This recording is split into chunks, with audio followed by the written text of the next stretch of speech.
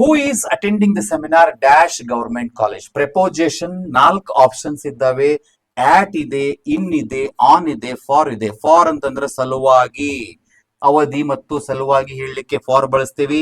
On ಅಂತಂದ್ರೆ ಮೇಲೆ ಅಂತ ಹೇಳಲಿಕ್ಕೆ, ಅಥವಾ ಅಂತಹ ದಿನದಂದು, ಅಂತಹ ದಿನಾಂಕದಂದು, on Monday, on 15th August, on 14th June ಅಂತ ಹೇಳಲಿಕ್ಕೆ. ಇನ್ ಅಂತಂದ್ರ ಒಳಗಡೆ, ಒಂದು ಸ್ಥಳದ ಒಳಗಡೆ. ಆಟ್ ಅಂತಂದ್ರ ಆ ಒಂದು ಸ್ಥಳದ ಹೊರಗಡೆ, ಗೇಟ್ ಅಲ್ಲಿ ನಿಂತಾಗ, railway station, at the railway station, at the platform.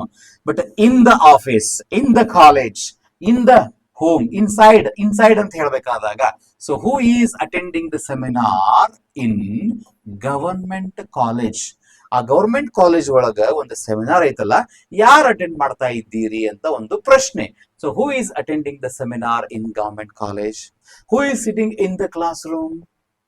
Who are there in the library? Library ಒಳಗಡೆ ಯಾರಿದ್ದಾರೆ? ಕ್ಲಾಸ್ ರೂಮ್ ನಲ್ಲಿ ಯಾರಿದ್ದಾರೆ? Who is there in the principal chamber along with the principal? Principal ಜೊತೆ principal chamber ನಲ್ಲಿ ಮತ್ತೆ ಬೇರೆ ಯಾರಿದ್ದಾರೆ? In the principal chamber, in Hubli, in Delhi, in India. So ಆ ಒಂದು ಸ್ಥಳದಲ್ಲಿ ಅಂತ ಹೇಳ್ಬೇಕಾದ್ರೆ ಇನ್ ಪ್ರಪೋಸಿಷನ್ ಸೂಟ್ ಆಗುತ್ತೆ. ಮತ್ತೊಂದು ಪ್ರಪೋಸಿಷನ್ ಶಾರ್ಟ್ಸ್ ತಗೊಂಡ್ ಬರ್ತೇನೆ ನೆಕ್ಸ್ಟ್ ವಿಡಿಯೋದಲ್ಲಿ. Thank you.